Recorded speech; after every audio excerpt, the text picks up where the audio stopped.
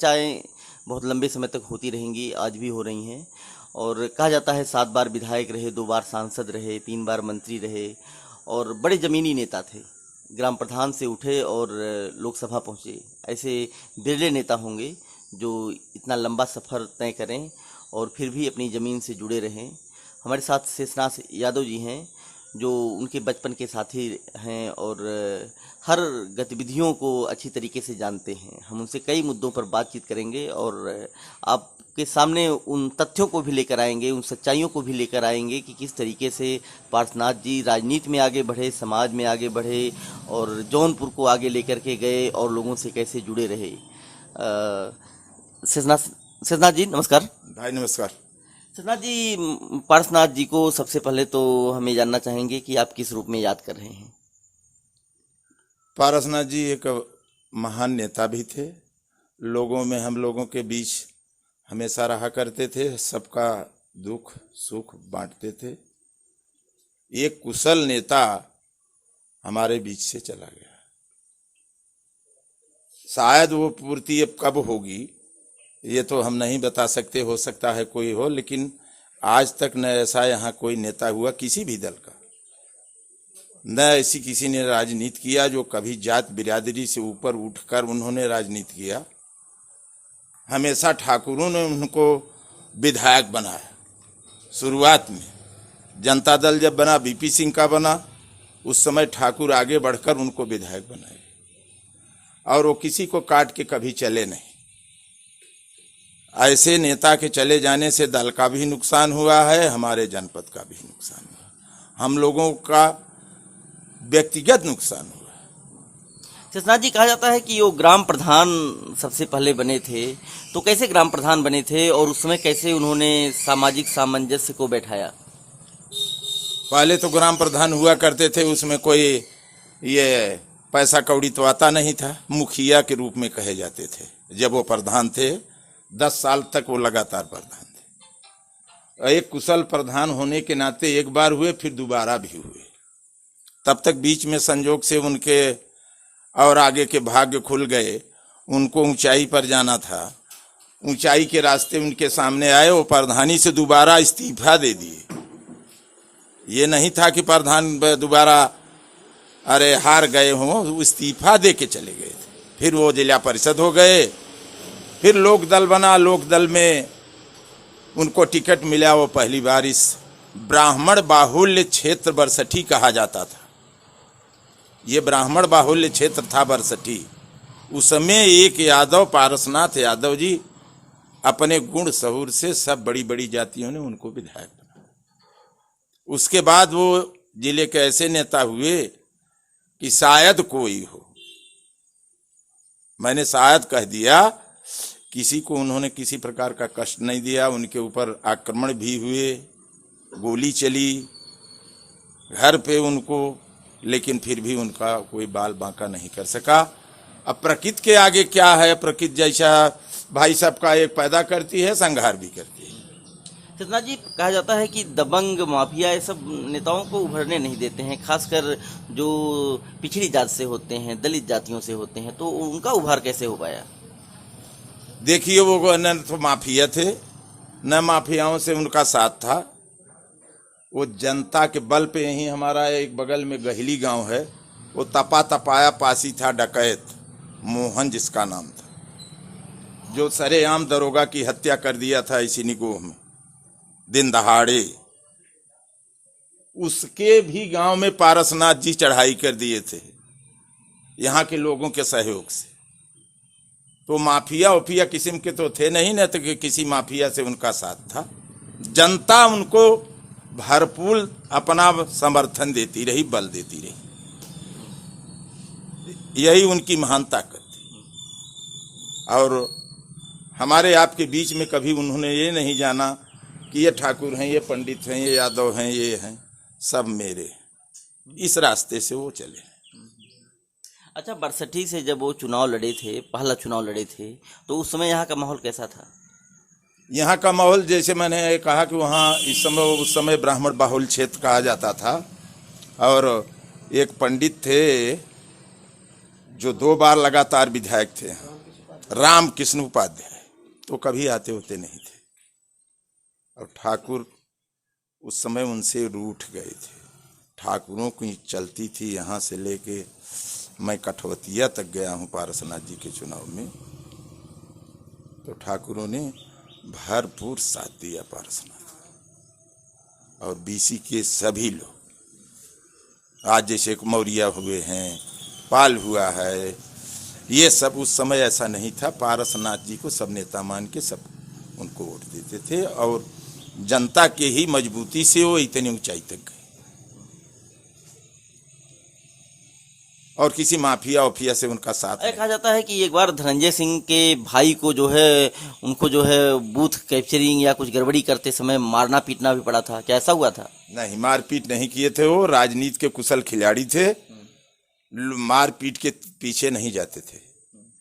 भाषाएं थी, भाषा बोल देते थे, काटू भाषा, सत्य भाषा, ये उनका हमेशा का व्यवहार चला आता है। जनता में भी कहते थे, लेकिन किसी से लड़ाई झगड़ा नहीं लेते थे, न तो करते थे। ये जरूर है कि हम चुनाव लड़ रहे हैं, अगर हमारी वोटें कट रही हैं आपके डांटने से तो लोग भय मान जाते हैं, तो हाँ हम पीछे भी नहीं हटेंगे। लेकिन किसी माफिया या कतली और ये सब नहीं थे पारसनाथ यादव जी। अच्छा ये बताइए, जब यहाँ पर 2 बार विधायक हो चुके थे, तो उसके बाद जब समाजवादी पार्टी का गठन हुआ, उस समय की बात क्या थी? वो किस वजह से समाजवादी पार्टी में गए, कैसे उनका मतलब तारतम्य बैठा राजनीति में? जब लोक दल था, चौधरी चरण सिंह हमारे पूर्व प्रधानमंत्री जी, पूज्य पिताजी कह लें, वैसा नेता नहीं कोई। उस समय मुलायम सिंह जी उनके साथ रहते थे। यहाँ के एक नजूराम पटेल जी विधायक थे, स्वतंत्रता संग्राम सेनानी थे, बूढ़े हो गए थे। तो लोकदल में लोगों ने पारसनाथ जी को ले गए मुलायम सिंह के यहाँ तक, और उनके पड़ोसी एक ध्रुवलाल यादव थे जो शहीद हो गए। ये कहाँ के लोग रहन हो पहटत, ना हाँ, नोएडा के आस गाजियाबाद। वो मुलायम सिंह के बहुत करीबी थे। ध्रुवलाल का भी मुलायम सिंह के साथ ऐसा पड़ता था कि जैसे गुरु चला, और उनके पड़ोसी थे, उनका दबाव बना मुलायम सिंह के ऊपर। मुलायम सिंह जी चौधरी, उस समय चौधरी चरण सिंह जी बेहोशी हालत में चल रहे थे। गायत्री देवी थी उनकी पत्नी, चौधरी चरण सिंह की पत्नी का नाम गायत्री देवी थी। उस समय वहां पे लोगों ने, पारसनाथ की भाग्य भी थी, इनको टिकट मिल गया लोक दल से।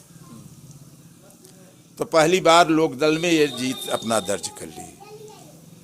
और यहाँ के बैकवर्डों का ये हम बता रहे हैं कि यादव सबसे शक्तिशाली बैकवर्ड कहा जाता है।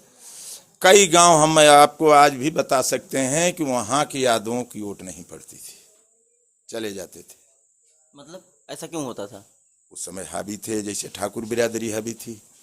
तो ठाकुर बिरादरी ही जब मिल गई पारसनाथ जी के साथ, तो सारे वोट पड़े। और कहीं कहीं फिर जब बीच में तनाव हुआ, एक बार चुनाव हार गए यहाँ, उस समय बाबू रघुराज सिंह यहाँ के विधायक बने भारतीय जनता पार्टी। तो 22,000 वोट पाकर रघुराज सिंह यहाँ के विधायक बन गए। और वहीं बीच में फिर हुआ पंडित सचिन नाथ जी से 32,000 वोट पाकर 41,000 से पारसनाथ जी के सामने हार गए। फिर सपा बसपा का तालमेल बना, उसमें पारसनाथ जी टिकट पाए, वहाँ लोगों ने भरपूर मदद किया और फिर जीतते चले गए। 3 बार तो हमारे बरसठी से हुए हैं विधायक, अच्छे विधायक रहे हैं। और क्या उनके पास कोई राजनैतिक ये नहीं था खजाना कि उनके पिता रहे हुए, व्यवहार जोता पर पिता भी रहे। एक किसान का बेटा अपने दम पे इतनी ऊंचाई पर गया। कर्मस्थली तो उनकी थी कारो, जन्मस्थली, लेकिन कर्मस्थली हमारा यही कटवार था उनका। यहीं आते थे सुबह से शाम तक, रहते थे, फिर शाम को चले जाते थे अपने घर। भाग्य कब पलटेगा किसका, धीरे धीरे पर प्रधानी में जब वो तेज बहादुर सिंह हमारे पूर्व ब्लॉक प्रमुख जी चुनाव हार गए, वहीं से वो पासा पलटा, पारसनाथ की इतनी ऊंचाई बनी और जीतते चले गए। अच्छा, वो शुरुआत में बुलेट वगैरह से भी चलते थे? शुरुआत में उनके पास बुलेट थी ही, काली बुलेट, उस पर हम भी बैठ के चलते थे। उनके पास कोई और साधन माधन नहीं था। हमने बता दिया कि उन जमीनी स्तर से उठे हैं। एक कुर्ता पैजामा रहा, दूठ रहा, वह धो के ले आवे, धोबी की यहाँ पछाड़ के वह प्रेस कराए को पारसनाथ जी ऐसे चलते थे। और जब पहली बार विधायक हुए हैं तो यहीं हमारे कटवार में सड़क पे रहते थे हम लोग, गवाह हैं, यहाँ की जनता गवाह है, हम तो साथ में रहा करते थे।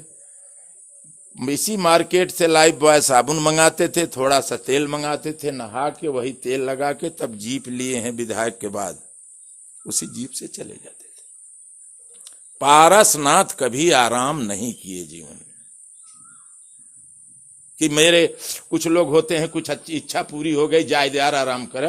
पारसनाथ जी ने ऐसा अपने जीवन में कभी नहीं किया। आते थे, हम लोगों के सब कुछ थे, नेता थे, हम लोग भी उसी दल बल में जिले से लेकर यहाँ तक पदाधिकारी भी थे।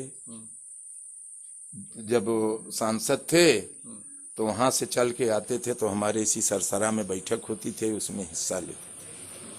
उतना मजबूत संगठन किसी ने तैयार नहीं किया जैसा पारसनाथ यादव जी ने किया था। और यहां से छोड़ के चले जाने के बाद बरसठी विधानसभा का सारा संगठन खत्म। न कभी कोई नाम लेता है, कहाँ है फलाने, कहाँ हो। पारसनाथ जी में यह पहचान थी, किसी को भूलते नहीं थे और किसी को मायूस भी नहीं करते। एक कुशल नेतृत्व थे और अफसर अधिकारियों से उनकी लड़ाई चलती थी जनता के हित की। कभी किसी अफसर से जो है बहुत ज्यादा बात बढ़ गई हो, बहुत मतलब गुत्थम गुत्था हो गया हो? ऐसा कुछ नहीं था। सारे अफसर तो मैं अब क्या बताऊं, आप कहते ये बोलेगा टीवी। उनकी ऐसी नेतागिरी चली थी कि आते थे। अब एक हमारे वो यहीं एक दरोगा थे शारदा चंद यादव, पैरवा छूते थे, कहाँ जूता जहां पहनते हैं मंत्री जी यहां दबा के उठाता था हाथ, तो हम लोग बिगड़ गए, तुमने इस स्टार की हैसियत घटा दिया, क्यों जूता पर हाथ लगाते हो। जैसे हम लोग भी पारसनाथ के चहेते ही थे, लेकिन वो के दरोगा के डांटा कि क्यों, तुम्हारा एक स्टार है, हम राजनीतिक हैं, आज हैं कल नहीं रहेंगे, लेकिन तुम तो 60 साल रहोगे। तो ऐसा कुछ नहीं था। वो उनका एक अधिकारियों में वर्चस्व था, कभी किसी अधिकारी को मारे पीटे नहीं है, न किसी को गाली दिए हैं। लगातार वो बरसठी ऐसी विधानसभा थी, ऐसी ब्लॉक प्रमुख यहाँ की ब्लॉक थी। सर्वप्रथम उन्होंने एक इतिहास रचा कि अपनी पत्नी को यहाँ निर्विरोध ब्लॉक प्रमुख बने। ये हमारे जब से आजादी मिली है, आजादी के बाद अगर कोई हुआ निर्विरोध तो हीरावती थी। हमारी अच्छी नेता थी हीरावती जी भी। हम लोग तो पारसनाथ से उनको अच्छा मानते थे। कभी कह देते थे कि हमको 1500 दीजिए, ला प्रधान ले जा खाद पिए जा। हम लोग बहुत समझ ली कि ये सन तब वो यहाँ कारो में थी, तब निगोह में आई हैं। लकी यादव उनके पुत्र पैदा हुए थे यहाँ कारो में। तब अपना भी इतिहास बताएं कि उनके बारही में हमको इतना शराब पिला दिए थे पारसनाथ यादव जी। अभी जाएगा आपके मीडिया पर, लेकिन वो उस समय एक खुशी का अच्छा माहौल था। तो अब तो हम तो हमारे बीच नहीं है भाई, ये तो आवाजाही का संसार ही है, आते रहेंगे लोग जाते, लेकिन ऐसा व्यक्ति राजनीतिक यहाँ कोई था नहीं, हो सकता है। आप लोगों ने लोकसभा कैसे लड़ाया? लोकसभा जब उनको टिकट मिला तो एक विधायक को सीधे लोकसभा का टिकट मिला, तो कितनी मेहनत करनी पड़ी थी? देखिए उस समय एक नेता पारसनाथ ही थे, बीसी के बैकवर्डों के नेता पारसनाथ ही थे। और पार्टी सुप्रीमो माननीय मुलायम सिंह यादव जी का बरद हस्त उनको प्राप्त था। जब चाहे वो लोकसभा लड़े, जब वो चाहे विधानसभा लड़े, जब वो चाहे जिलाध्यक्ष बने। नेताजी उनको कभी खाली नहीं रहने दिए, उनका आशीर्वाद उनको प्राप्त था। चाहे जो लड़ लें, लड़ने के बाद तो हम लोग वोट देते ही थे, उनको जिताते थे। टिकट लेना तो दल के मुखिया का काम है, वहां से कैसे देगा वो ये जाने जो कैंडिडेट है। हम लोग तो हमेशा तैयार थे, लेकिन वहां उनका भाई जो चाहते 10 सिंबल लेके आते थे यहाँ विधानसभा में। जगदीश सोनकर जो आज इस समय वर्तमान में विधायक हैं, ये प्रधान थे गांव के। पारसनाथ जी द्वारा उनको दिया हुआ टिकट आज तीसरी बार या चौथी बार विधायक। राष्ट्रपति एक यहीं के हरिजन थे, दाऊदपुर हमारे बगल का है, केराकत में उनको टिकट दिलवा के वहां के विधायक बनवा दिए। तो मुलायम सिंह जी इनको 10 सिंबल दे देते थे, जिसको चाहते थे उसको बनाते थे। ऐसा कौन दल में नेता होगा? किसी दल में ऐसा कोई नहीं। मुखिया 10 दे देता था। अच्छा ये बताइए, कहा जाता है कि जगदीश सोनकर हैं, जावेद अहमद हैं और सचिंद्र नाथ त्रिपाठी हैं, लाल बहादुर यादव हैं, इन सब लोगों को एक तरीके से पारसनाथ जी ने पैदा किया, राजनीति में लेकर आए। जी, लाल बहादुर को भी उन्होंने पैदा किया है। सचिंद्र नाथ त्रिपाठी कांग्रेस के थे, 2 बार यहाँ से चुनाव हार गए हैं। पारसनाथ जी के सामने स्वयं चुनाव हार गए थे। मैं पारसनाथ जी के साथ जा रहा था, यहीं जंघई बभनियाओं एक तिलक थी, सुकुल लोग वहां ज्यादा हैं। पंडित सचिंद्र नाथ त्रिपाठी इसी जरौना में पेट्रोल पंप अखबार पढ़ रहे थे। मैं ही कहा था, क्या पंडित जी टहल रहे हैं, आज आइए समाजवादी पार्टी में, आपके भी गांड में हरदी लग जाए। जैसे मैंने भाषा बोला था, यही भाषा थी। पंडित जी की वो बात घर कर गई और लग गए समाजवादी पार्टी में आने के लिए। पारसनाथ उस समय जिला अध्यक्ष थे। मैं पारसनाथ जी के यहाँ गया, पूछने लगे हमसे, उस समय यहाँ के विधायक थे बंसनारायण पटेल। पूछने लगे, यार उस बंसनारायण पटेल के सामने किसको लड़ाया जाए कि हमारी सीट निकल जाए? तो हमने ये कहा कि किसी पटेल को लड़ा दीजिए। तो कहें कि बंसनारायण पटेल जैसा कोई वहां शक्तिशाली पटेल नहीं है। तब हमने ये कहा कि भाई पंडित जी लड़ा दीजिए। कहा कौन पंडित लड़ाई? हम कहा पंडित सचिंद्र नाथ त्रिपाठी को लड़ा दीजिए। अरे क्या उसको लड़वाएं, वो तो हमारा बूथ लुटवा लिया वहां हरदुआरी में, तुम उसको उसके लिए कह रहे हो? लेकिन पारसनाथ जी जब जिसके ऊपर भड़क गए, कुछ कह दिए, तो उसका काम होना निश्चित है। फिर दोबारा हमने कहा तो बोले कहाँ है साला, मिलता भी तो नहीं। जैसे जी उन्हीं शब्दों में मैं बयान कर रहा हूं, जबकि ये मीडिया जाएगा। हमने पंडित जी से कहा जाइए पंडित जी, दरवाजा खुला है। फिर पंडित जी मिले हैं, उस समय जिला अध्यक्ष थे। हमारा यहीं के उस सड़क पे क्वार्टर था, यहीं पार्टी हुई और क्लियर हो गया। अध्यक्ष महोदय ने लिख कर यहाँ से दे दिया। उनके भाई डीएम थे और 1 डीएम लेके मुलायम सिंह के यहाँ पहुंच के उनको टिकट मिल गया, विधायक भी बन गए हमारे बरसठी से। लेकिन वो पारसनाथ की ही देन थी। जो भी यहाँ नेता पैदा हुआ समाजवादी पार्टी का, उसके ऊपर पारसनाथ जी का जरूर बरदस्त था। ललई यादव हैं, ये तो बसपा के विधायक थे, ये बसपा के थे। मूल हम हैं, जब समाजवादी पार्टी का कोई खम्भा नहीं था तो पारसनाथ यादव जी थे। आज हम लोग भी उसी खम्भे में, जैसे ये मकान की नींव पड़ती है तो कार्यकर्ता भी तो नींव के अंदर है। लेकिन हमारे पार्टी में अब हमारे पारसनाथ जी भी चले गए, मुलायम सिंह जी भी गए, नए नए कुछ तमाम नेता ऐसे फैले हैं कि कोई कीमत भी नहीं है पुराने लोगों की। कुछ उनको बना दीजिए तो सिंबल लगा लगा के कोई थाना कोई तहसील इस तरह से कर रहे हैं। समाजवादी पार्टी भी नीचे चली गई इसी नाते। हमारे युवा मुख्यमंत्री अखिलेश यादव जी जैसा कोई मुख्यमंत्री नहीं था, लेकिन उनको खत्म करने वाले यही जनपद के नेता लोग हैं जो दूसरों की सुने, समाजवादी पार्टियों की नहीं सुने और चले गए। धीरे धीरे अखिलेश जी ऊंचाई पे फिर जा रहे हैं। अच्छा ये बताइए, फिर पारसनाथ जी लोकसभा लड़े, 2 बार लोकसभा रहे, फिर मल्हनी चले गए। तो मल्हनी जाने की क्या वजह थी, आप लोग तो जानते होंगे अच्छी तरह। देखिए मल्हनी फिर बाद में जब ऐसा हुआ कि भाई एक समय जैसा हमेशा समय नहीं रहता, उस समय टिकट की मारामारी थी तो मल्हनी यादवों का गढ़ माना जाता है।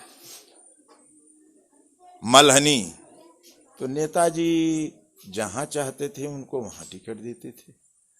पारसनाथ जी वहां का डिमांड किए, उनको वहां टिकट मिल गया। जो बात इन्होंने कहा है, नेताजी ने कभी इनकी बात को नहीं काटे।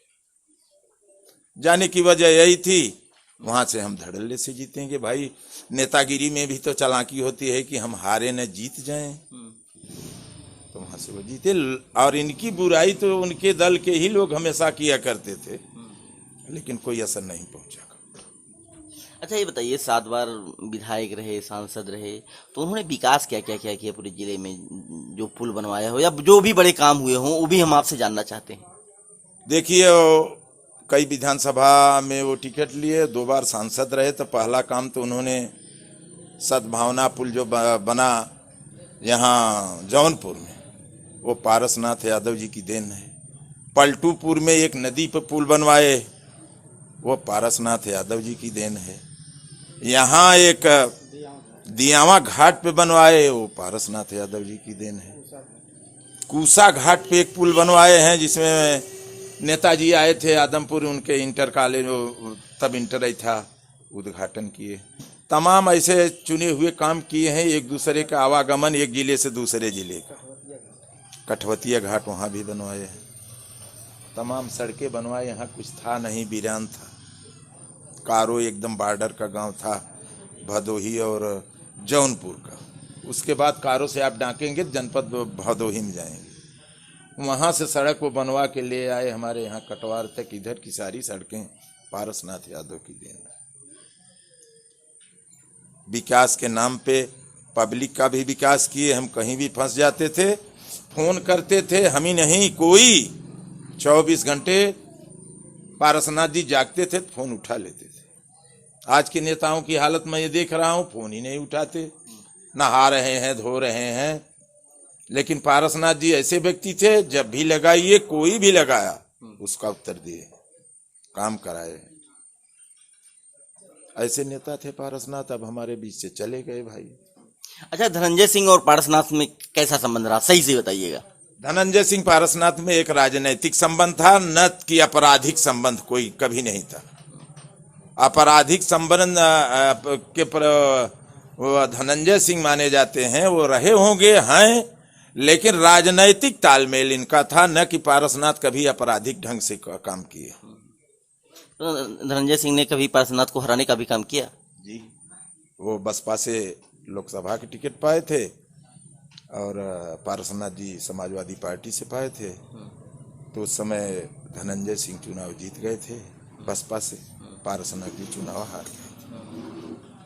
फिर दोबारा चुनाव हुआ तो चुनाव पारसनाथ क्यों हार गए थे, क्या वजह थी?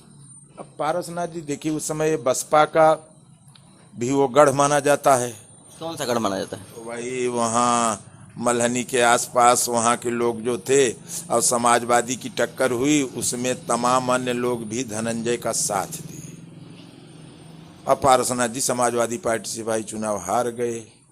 कुछ लोगों ने जो हमारे बिरादरी के थे, वो धनंजय के साथ चले गए, जिन पे हमारा घमंड था, वो भी चले जाते थे। पैसे के खेल था, पैसा भाई तमाम बंटा, और पारसनाथ जी उस समय चुनाव हारे हैं तो इसी पे हारे। उनके पास बहुत पैसा था भाई, पैसे से खरीद लिए इस लोगों को, हमारी बिरादरी के तमाम लोगों को खरीद लिए थे। उसके बाद देखिए, फिर चिन्मयानंद जी और धनंजय दोनों साथ में लड़े, पारसनाथ जी फिर चुनाव जीत गए वहीं लोकसभा से। चिन्मयानंद जी को उन्होंने हराया और धनंजय सिंह को भी हराया एक साथ। तो पारसनाथ तो एक अच्छी छवि की नेता थे, न कि आपराधिक ढंग के नेता। तालमेल में तो राजनीति के लिए भाई कि हाँ अपराधी का कहीं किसका साथ तो लेना पड़ जाता है, वो चोरी छुपे, न कि उनके साथ हम हाथ मिला के नहीं चल रहे हैं। चुनाव जीतने के लिए सब लोगों को मिलाना होता है कि भाई इनके पास भी वोट है। ये काम में कलाकार थे पारसनाथ जी, आपराधिक नहीं। आने वाले समय में आप जौनपुर की सियासत को किस नज़र से देखते हैं?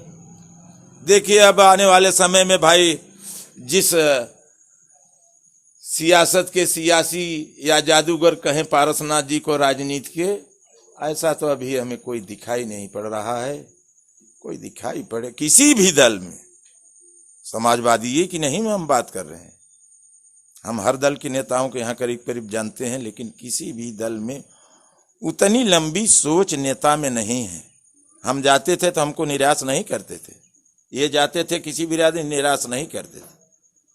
उतना सोच का नेता तो अभी इस समय कोई नहीं हो सकता है भाई कोई आगे बने, मैं तो यही कहूंगा इस समय उनके सोच का नेता नहीं कोई। मतलब एक बैकुम आप देख रहे हैं, जी, एक शून्यता, मतलब आज राजनीति में एक शून्यता आप देख रहे हैं। शून्यता है। हमारे समाजवादी पार्टी का मैं कार्यकर्ता रहा हूं, पदाधिकारी भी रहा हूं, समाजवादी की ही नहीं बात कर रहा हूं, हमारे जनपद की शून्यता दिखाई दे रही। कोई ऐसा नेता नहीं है जिस तरह से पारसनाथ ने चलाया था। भाई आगे कोई पारसनाथ से बड़ा भी नेता हो सकता है, वो पैदा होगा, हम उसके बारे में कुछ नहीं कह सकते। यही बात थी। धन्यवाद शेषनाथ यादव जी। धन्यवाद भाई आपको भी पत्रकार महोदय, और पारसनाथ जी को फिर पुनः है उनके प्रति मैं सहानुभूति दर्ज करते हुए उनको श्रद्धा सुमन अर्पित करते हुए भगवान से मनाऊंगा कि जहां भी उनकी आत्मा हो अच्छे ढंग से वो रहें, पुनः हम लोगों के बीच किसी न किसी रूप में पैदा होकर हमारा मार्गदर्शन करें। तो आप देखिए पारसनाथ का जो एक वैकुम क्रिएट हुआ है, रिक्त स्थान हुआ है, उसको लेकर के हर आदमी यह सोच रहा है कि ऐसा नेता किसी भी पार्टी में नहीं है। केवल समाजवादी पार्टी की बात नहीं हो रही है, किसी दल में ऐसा नेता नहीं है जो आम आदमी के लिए खड़ा हो, सामंतवाद के खिलाफ खड़ा हो, गरीबों की बात करे, किसानों के हित के लिए दौड़े। ऐसे नेता की सख्त जरूरत होती है। शेषनाथ यादव जी का कहना है कि निश्चित रूप से यह एक ऐसा समय है जब हमें ऐसा नेता चाहिए, वह किसी भी पार्टी में हो, किसी भी दल में हो, लेकिन हमारे बीच आए और हमारे साथ खड़ा हो। और तमाम काम किया उन्होंने, जो एक तरीके से कहा जाए सड़कें बनवाना, पुल बनवाना, ये भी एक विकास के एक बड़े एजेंडे होते हैं, किसी विशेष जाति के लिए नहीं किए जाते, सबके लिए किए जाते हैं। उस काम को भी पारसनाथ यादव ने मजबूती से किया और जौनपुर की वो पहचान बन गए हैं। और जब भी जौनपुर की राजनीति की बात होगी, जौनपुर की सियासत की बात होगी, तो पारसनाथ जरूर याद आएंगे और लोग उनका अनुसरण भी करेंगे कि कैसे एक जाति विशेष का नेता नहीं बल्कि सभी जातियों को अपने साथ मिला करके एक नेता बना जा सकता है, राजनीति की जा सकती है और अपनी पार्टी को भी लेकर के आगे जाया जा सकता है। और जौनपुर की राजनीति के धुरी कहे जाएंगे कभी भी पारसनाथ यादव। कैमरामैन नदीम के साथ फर्क इंडिया के लिए अखिलेश कृष्ण मोहन।